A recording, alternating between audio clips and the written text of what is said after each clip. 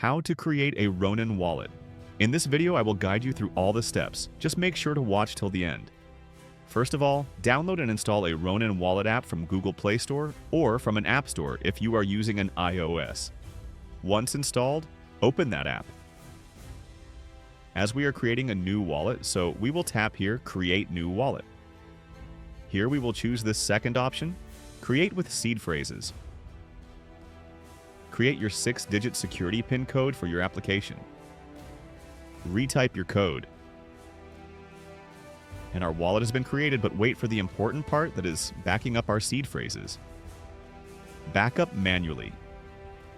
Here we'll enter that security code. Now these 12 are the seed phrases by which you can log in your wallet anywhere and can have full control of your assets. Write them in a notebook or keep them at a safe place with their correct order. Copy to clipboard and press. I understand. Continue. Here select the first word. Then fifth, and all done. Our Ronin wallet has been created successfully and ready to use. And that's it, guys. Found helpful? Make sure to leave a like and do subscribe to the channel for more informative content. Thanks for watching.